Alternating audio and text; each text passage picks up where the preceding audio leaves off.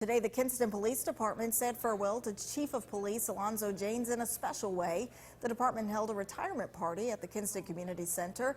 The community and the department came together to celebrate the chief's achievements throughout the years as he heads to his next chapter in life. Well, from my understanding, he has a lot of chapters that he's going to venture on in his future. And I wish him the best of luck. I really do. He's a very good man. State law enforcement also attended the retirement party, as well as members from parts of New York.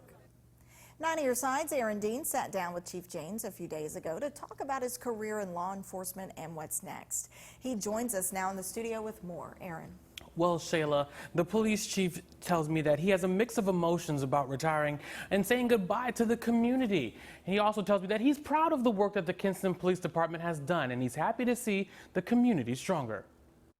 After 25 years in law enforcement and 3 years with the Kinston Police Department as chief, Alonzo Jaynes is saying farewell.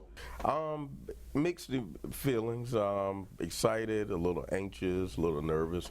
I've been a police officer my entire adult life, so it's going to be a pretty big change. And becoming chief was a major goal for him. He says Kinston reminds him of home. I think it was 2001 where I told my colleagues one day I will be the chief of police, and that was one. Well, Kinston is so attractive because it reminded me so much of Durham, some of the things they experience.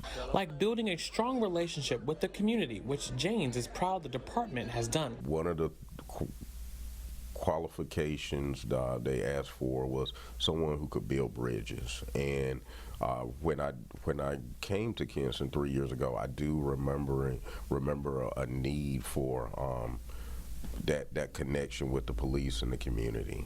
With programs like Pizza with Police and National Night Out, that need filled.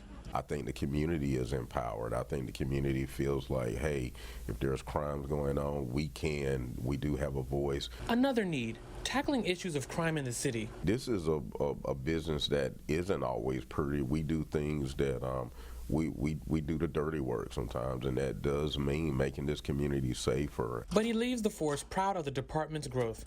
I've been a firm believer in systems versus people, and so you remove Alonzo Jaynes, this machine keeps moving. Jaynes believes the community and the department are in good hands. I have full confidence in the leadership here, and I think that they will continue to move forward.